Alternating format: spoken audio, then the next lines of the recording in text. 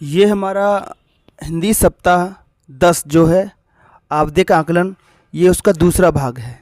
इससे पहले वाले वीडियो में मैंने आपको प्रश्न क्रमांक 4.1 तक हल कराया था। उसके बाद का अगला प्रश्न देखते हैं। राखी के त्यौहार को रक्षाबंधन क्यों कहते हैं? देखो ना, रक्षा बंधन, बंधन माने बांधना, रक्षा का बंधन, ठीक है।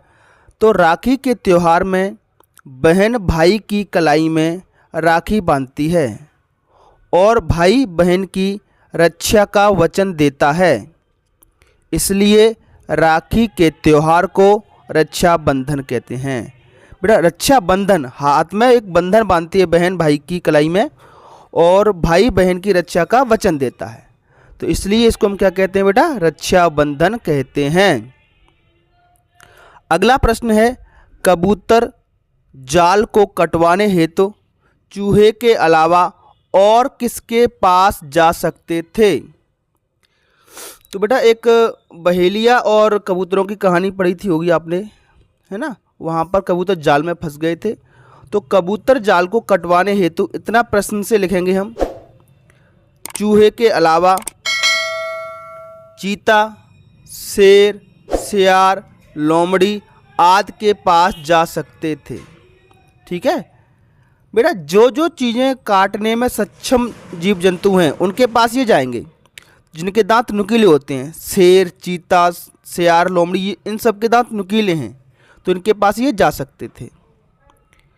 प्रार्थना कविता में कवि किन किन को अपना सगा मानना चाहता है? तो प्रार्थना पाठ बेटा आपने पढ़ा होगा, तो उसमें भी ये प्रश्न आया था। तो प्रार्थना कविता में कवि इतना सा प्रश्न से लिखेंगे, किन किन की जगह लिखेंगे? प्रकृति, पुरुष और पशु को अपना सगा मानना चाहता है। वाक्यों में रेखांकित शब्द के विलोम लिखकर पुनः वाक्य बनाकर लिखिए। विलोम मतलब उल्टे अर्थ में, कैसे? विपरीत। उल्टे अर्थ पूछ ले आपसे बेटा, या विपरीत अर्थ पूछ ले, विपरीत अर्थ वाले, या पूछ ले विलोम, सबका मतलब एक ही है। तो उसका काम अच्छा है बेटा, अच्छा का विलोम आपको बताना है, उसका काम अच्छा है। अच्छा का विलोम होता है उसका काम बुरा है। पूरा वाक्य भी लिखना है आपको। वह बहुत छोटी है, रेखांकित शब्द है छोटी, तो छोटी का विलोम होता है बड़ी, तो वह बहुत बड़ी है। हमको कितना सुख है, सुख, सुख का विलोम होता है दुख, तो हमको कितना दुख है। ठीक है प्यारे बच्चों। उसके बाद दिए गए शब्दों से वाक्य बनाइए, मतलब वाक्य में प्रयोग करना है इस शब्द का। जैसे खीज, खीज मन होता है बेटा चिढ़ना, तो आज रानू बहुत खीज रही है, मतलब बहुत चिढ़ रही है। छींका आप जानते हो, तो जैसे आप वाक्य बना सकते हो, ओम बहुत छींक रहा है, किसी का भी नाम लेकर के वाक्य बना सकते हो। यात्री, जो यात्रा करता है उसको यात्री कहते हैं। तो कान्हा समुद्री यात्री बनना चाहता है। एक कहानी भी आई थी संदीप के बारे में, तो वो समुद्री यात्री बनना चाहता था। तो ऐसे भी अपने दोस्त का नाम लिख करके, अपने भाई का नाम लिख करके आप वाक्य बना सकते हो। अगला है बेटा प्रश्न क्रमांक 5। ये दीर्घ उत्तरीय प्रश्न है। अनाज को कीड़ों से बचाने के लिए कौन कौन से घरेलू उपाय किए जाते हैं? बेटा, अनाज को हम खेतों से ला करके घर में स्टोर करते हैं, घर में रखते हैं, तो अनाज खराब ना हो उससे बचाने के लिए आप घर में क्या करते हो वो लिखना है इसमें आपको। तो आप लिख सकते हो बेटा, अनाज को कीड़ों से बचाने के लिए उसे सुखाकर नीम की पत्तियां डालकर रखा जाता है। ठीक है प्यारे बच्चों, कीड़ों से बचाने के लिए। अगला है बेटा, निम्नलिखित पंक्तियों का भाव स्पष्ट कीजिए। भाव मतलब अर्थ। तो दीपक से सीखो जितना हो सके अंधेरा हरना, इसको अपनी भाषा में लिखना है। तो दीपक से हमें अंधेरे को कम करना सीखना चाहिए। अंधेरा हरना, हरना का मतलब होता है कम करना। पृथ्वी से सीखो प्राणी की सच्ची सेवा करना। तो पृथ्वी से हमें जीवों प्राणियों की सच्ची सेवा करना सीखना चाहिए। तो इस तरीके से आप इसके अर्थ लिख सकते हो। अगला प्रश्न है, आप बड़े होकर क्या बनना चाहते हैं और क्यों? लिखिए। तो मान लो आप बड़े होकर के सैनिक बनना चाहते हो। क्या बनना चाहते हो? सैनिक। तो मैं बड़ा होकर सैनिक बनना चाहता हूँ और अपनी मातृभूमि देशवासियों की दुश्मनों से रक्षा करूँगा। ठीक है, क्यों बनना चाहते हो? मातृभूमि की दुश्मनों से रक्षा करने के लिए। अगला है बेटा, आप अपने गांव को स्वच्छ बनाने के लिए क्या क्या करेंगे? बेटा स्वच्छता बहुत ज़रूरी है। 2 अक्टूबर को हम स्वच्छता दिवस भी मनाते हैं।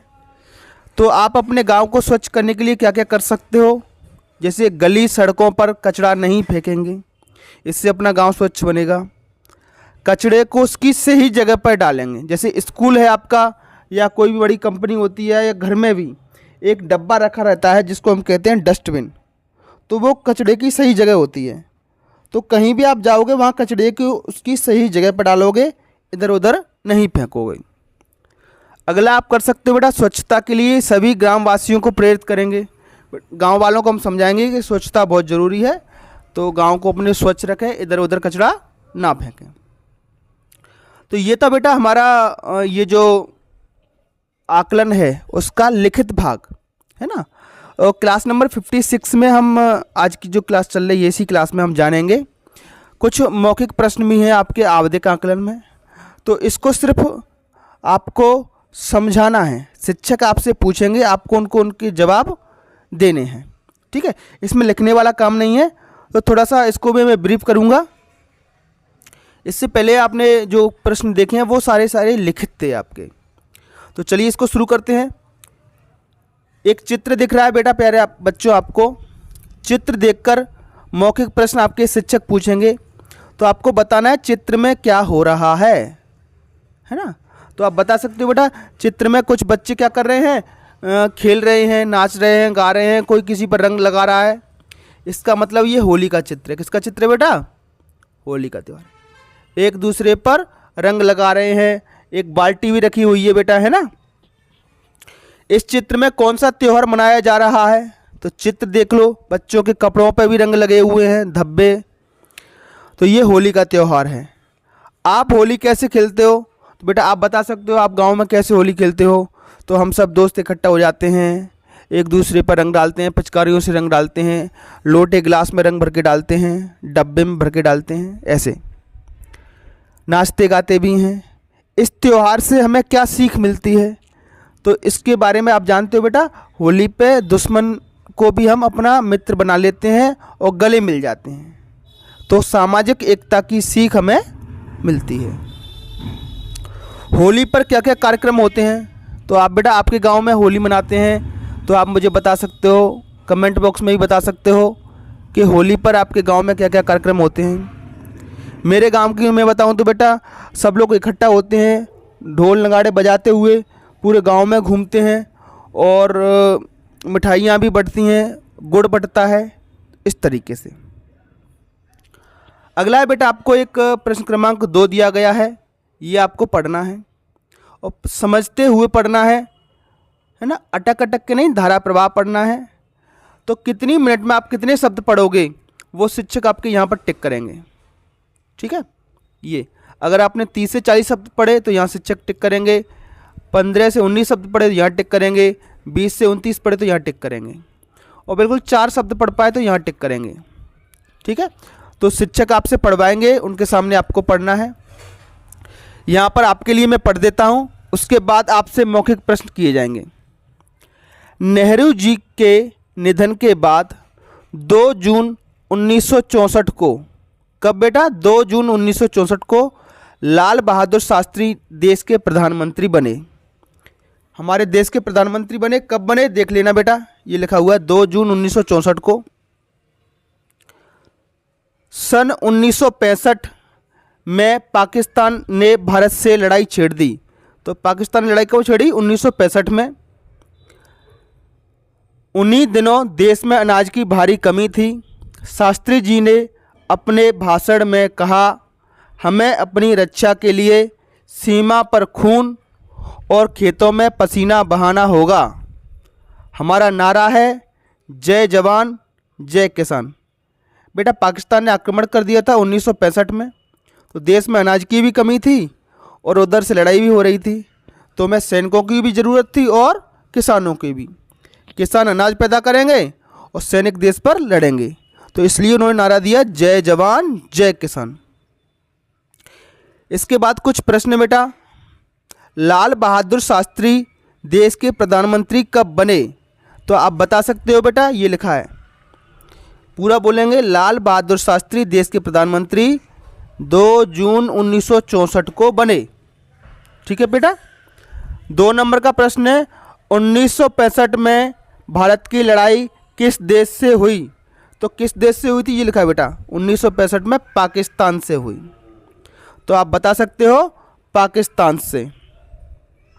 अगला प्रश्न है, जय जवान जय किसान नारा किस महान नेता द्वारा दिया गया? तो बेटा, नेता का नाम है लाल बहादुर शास्त्री। इन्हीं के बारे में ये पाठ है, इन्होंने ये नारा दिया था। अगला पढ़िए जरा। शास्त्री जी ने अपने भाषण में क्या कहा? इससे ऊपर वाला प्रश्न बेटा, देश में अनाज की भारी कमी कब हुई? तो बेटा 1965 में ही आक्रमण हुआ था, 1965 में ही अनाज की कमी हुई थी। इसके बाद है बेटा, शास्त्री जी ने अपने भाषण में क्या कहा?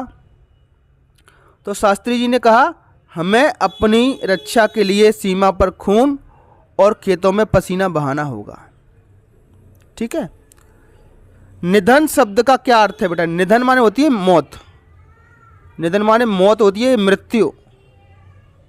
मरण, मरण भी कह सकते हैं इसको, मरना भी कह सकते हो। ठीक, इसका मतलब होता है निधन। निधन का मतलब होता है ये सब, तो एक दूसरे के पर्यायवाची शब्द हैं ये। अगला प्रश्न क्या है बेटा, हमारे देश के प्रथम प्रधानमंत्री कौन थे? तो प्रथम प्रधानमंत्री कौन थे बेटा? नेहरू जी। ये इसमें नहीं लिखा है, मैं आपको बता रहा हूं। तो पहले प्रधानमंत्री थे बेटा नेहरू जी, और नेहरू जी के मृत्यु के बाद दूसरे प्रधानमंत्री बने हमारे लाल बहादुर शास्त्री 2 जून 1964 को। अगला है, खेतों में पसीना बहाने से क्या मतलब बेटा? खेतों में पसीना बहाने से मतलब क्या है, ये लिखा है ये। तो बेटा, खेतों में पसीना बहाने से मतलब है खेती करना, लग करके खेती करना। खेती करोगे तो पसीना आएगा। ठीक है। लाल बहादुर जी को शास्त्री क्यों कहा जाता है? आप बता सकते हो, लाल बहादुर जी को शास्त्री क्यों कहा जाता है? ठीक है। अगला प्रश्न है बेटा, देश की रक्षा के लिए सीमा पर कौन लड़ाई लड़ते हैं? तो यहां पर बताया गया बेटा सैनिक लड़ते हैं। तो शास्त्री जी क्यों कहते हैं बेटा? आप ये सोच के बताना। हो सकता है वो शास्त्री हो, ठीक है, या अच्छा ज्ञान हो उनको, ज्ञान की वजह से भी शास्त्री कहते हैं, है ना। पढ़ाते हो, जो पढ़ाते हैं स्कूलों में वगैरह, उनको भी शास्त्री कहते थे, है ना। तो ये कुछ भी कारण हो सकता है। अगले प्रश्न की तरफ बढ़ते हैं। तो प्यारे बच्चों, इन सभी प्रश्नों के उत्तर मैंने आपको दे दिए हैं। ये मौखिक प्रश्न है सभी के सभी, ठीक है। अगला प्रश्न है, अपनी पाठ्य पुस्तक भाषा भारती से कविता की कोई 4 पंक्तियां सुनाइए। तो प्रार्थना पाठ है बेटा, सुबह सुबह मैं ये सब मन में कहता हूँ, भारत भूमि का धन्यवाद कि मैं भारत में रहता हूँ। तो कोई सी भी 4 लाइन, है ना। फूलों से नित हंसना सीखो, भंवरों से नित गाना, पेड़ों की झुकी डालियों से सीखो, सबको शीश नवाना। तो इस तरीके से आपको याद भी करनी है और वो सुनानी भी है। उसके बाद उसका अर्थ भी आपको बताना है कि फूलों से हमें रोज़ाना हंसना सीखना चाहिए, भंवरों से हमें रोज़ाना गाना सीखना चाहिए, और पेड़ों की झुकी डालियों से सबको शीश झुकाना सीखना चाहिए। इसके बाद प्रार्थना कविता में कवि प्रभु का उपकार क्यों मान रहा है? तो प्रार्थना पाठ आपको पढ़ाया गया है।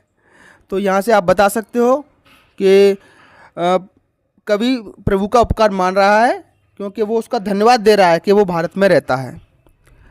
कविता लिखने की प्रेरणा रविन्द्रनाथ को कहाँ से मिली? तो वो बेटा बगीचे में बैठे हुए रहते थे, खूबसूरत चीज़ों को देखते रहते थे, वहाँ से उनको प्रेरणा मिली। जीवन पथ में आप आगे बढ़ना किससे सीखना चाहोगे? तो बेटा जलधारा, जो पानी की जलधारा होती है वो हमेशा आगे बढ़ती जाती, पीछे नहीं जाती है। तो इसी तरीके से हमें जलधारा से आगे बढ़ना सीखना चाहिए। बुआ और माँ के ताई जी के यहाँ चले जाने पर रम्मू ने क्या किया? बेटा रम्मू की एक छोटी सी कहानी है, आपको 8 या 9 सप्ताह में मिलेगी। तो जब बुआ और उसकी मम्मी ताऊ जी के यहाँ चली गई तो रम्मू क्या गया, किचन में गया और टाड़ पर जो गुलाब जामुन रखे थे उसके डब्बे को देखने लगा, हाथ डाल डाल करके वो डब्बे देख रहा था। तो रविंद्रनाथ को नोबेल पुरस्कार क्यों मिला? बेटा इन्होंने एक पुस्तक लिखी थी गीतांजलि। कौन सी पुस्तक लिखी थी? गीतांजलि। तो गीतांजलि पुस्तक के लिए रविंद्रनाथ टैगोर को नोबेल पुरस्कार मिला।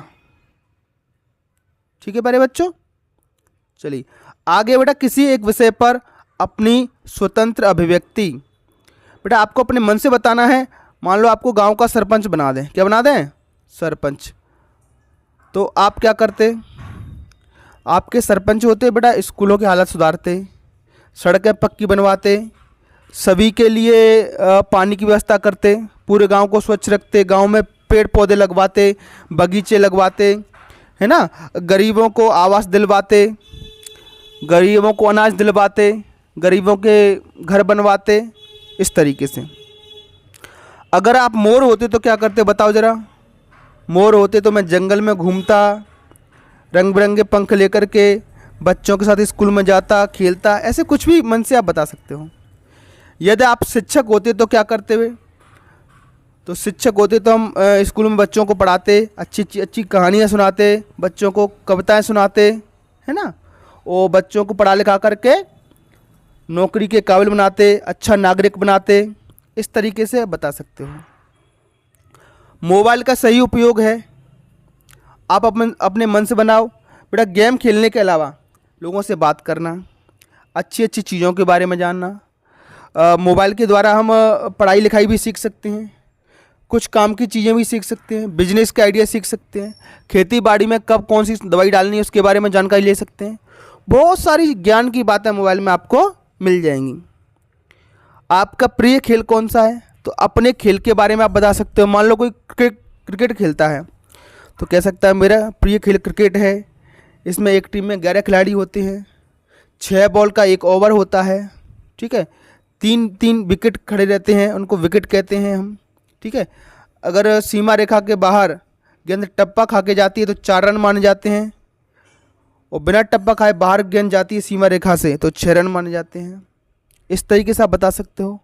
शाला को सुंदर बनाने के उपाय आप बता सकते हो। हम शाला को साफ रखेंगे, पेड़ पौधे लगाएंगे, फूलों के पौधे लगाएंगे, कचरा इधर उधर नहीं फेंकेंगे, कचड़े को डस्टबिन में डालेंगे, स्कूल की पुताई करवाएंगे। इस तरीके से आपकी शाला सुंदर बन सकती है। तो इनके ये सब आपको अपने मन से बताने हैं शिक्षकों को। तो ठीक है प्यारे बच्चों, तो ये सब आपका आवधिक आकलन था 2 क्लास में। ये आपको बुक में लिखना नहीं है, शिक्षक के सामने जब वो आपसे पूछें तब ये मौखिक जवाब देने हैं, और लिखित में जब आपसे टेस्ट लिया जाए, आपका आकलन किया जाए तो उनके सामने ही लिखना है। तो चलिए प्यारे बच्चों, फिर मिलेंगे एक नई वीडियो में। तब तक के लिए आपका दिन शुभ हो। Have a nice day. जाने से पहले ये जरूर बताएं आपको हमारा वीडियो कैसा लगा। इसके अलावा आप हमारा वीडियो मध्य प्रदेश के किस शहर या जिले से देख रहे हो। Thank you.